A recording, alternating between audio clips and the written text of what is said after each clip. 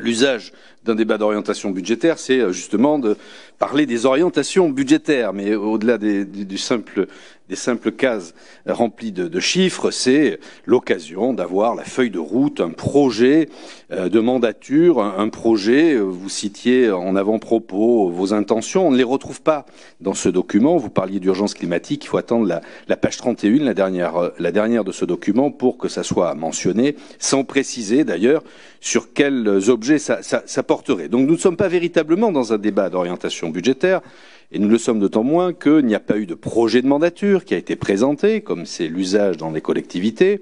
Nous ne sommes pas destinataires pour le moment, j'imagine que ce sera le mois prochain, du rapport sur le développement durable. Bref, nous sommes un peu dans le flou. Ce document ne fait que reprendre quelques éléments avec des copier-coller partiels de l'audit du cabinet Klopfer, et il faut carrément attendre la page 16 pour vous entendre écrire, vous voir lire qu'il s'agit de pouvoir mettre en œuvre notre projet de mandat. Or, même en arrivant à la page 31, nous n'avons toujours pas d'éclairage sur cette feuille de route ou ce projet municipal. Le DOB, normalement, est là pour, certes, livrer des orientations au sens budgétaire, mais quelle est votre politique sur l'éducation? Quelle est votre politique sur le sport, sur la culture, le social? Là, nous n'avons strictement rien. C'est d'autant plus étonnant que vous allez jusqu'à l'horizon 2026, avec tous les aléas que ça suppose, là où d'habitude, un débat d'orientation budgétaire porte sur les 3 ou 4 années qui viennent. Donc, nous avons devant nous un document fait sur des éléments de nature et pas de fonction, c'est des masses que vous nous présentez, avec des chiffres qui, pour certains, sont improbable, pour d'autres quasiment hasardeux, ou en tout cas liés à de forts aléas. Donc nous espérons et nous vous demandons que vous puissiez présenter à un moment ou à un autre un véritable débat sur le projet de mandature qui est le vôtre. Sur le contenu même, c'est une compilation de chiffres, comme je le disais, pour certains stabilisés, pour d'autres beaucoup plus aléatoires. Au mieux, c'est de la perspective, mais ce n'est en aucun cas de la prospective. Je vous passe les erreurs manifestes de ce document, comme écrire que l'attribution de compensation versée à Bordeaux Métropole relève du chapitre 65, alors que c'est au chapitre 14 qu'il faut l'inscrire. Tout ça n'est pas très sérieux. Sur vos projections, elles sont hasardeuses. Si vous compilez là aussi des chiffres de l'audit, vous le faites sans les analyser, ni même chercher à nous faire comprendre pourquoi vous les intégrez.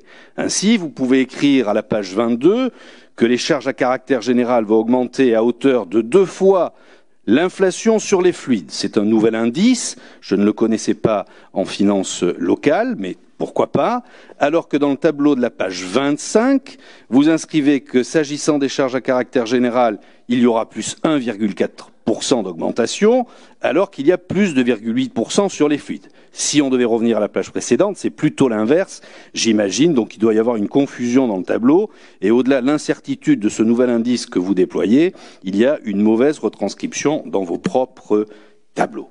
Par ailleurs, tout ça ne tient pas quand on regarde le tableau suivant sur l'objectif d'1,7% d'augmentation des charges de fonctionnement, quand on fait l'addition et qu'on reprend ce tableau de tous les postes qui vont augmenter, et le seul qui baisserait serait les autres dépenses à 4 millions d'euros, on ne tient pas les 1,7% de dépenses. Sur les recettes, c'est pareil. Comment pouvez-vous préjuger d'une augmentation des droits de mutation, alors que la prudence devrait vous pousser à les stabiliser quand on connaît l'aléa et l'incertitude du marché autour du logement et de l'immobilier? Vous nous parliez tout à l'heure, Madame la Première Adjointe, des incertitudes fiscales, bien évidemment qu'elles sont là.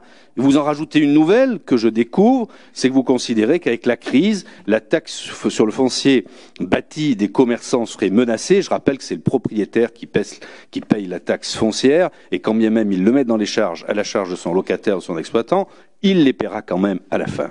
S'agissant de la fiscalité directe, vous nous annoncez une stabilité des taux.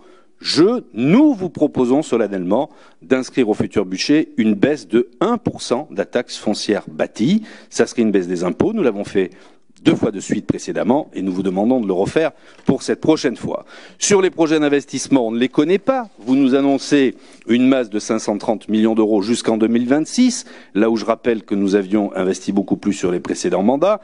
Et par ailleurs, quand on fait l'addition des besoins de financement, et Madame la Première Adjointe le refaisait à l'instant, les comptes ne tombent pas justes. Ce n'est pas possible que d'imaginer une hausse de l'endettement telle que vous l'imaginez, en oubliant que dans les produits de recettes, il y a le FCTVA, vous ne l'avez pas cité, il y a la TLE, vous ne l'avez pas cité, et ni même envisager à aucun moment les excédents capitalisés. Tout ça est assez flou, je dirais même que c'est même inquiétant, et permettez-moi d'exprimer cette inquiétude sur ce que pourraient être nos lendemains. On ne connaît pas votre PPI, est-ce que les anciennes actions sont toujours, qui avaient été votées seront toujours appliquées? Est-ce que vos 530 millions, ce ne sont que des opérations nouvelles? Sur la courbe de la dette, je ne comprends pas grand-chose sur votre façon de distinguer, et vous ne le faites pas d'ailleurs, le stock et le flux. Bref, il y a beaucoup d'approximations, beaucoup d'aléas, et je dois dire qu'on est assez inquiet pour l'avenir.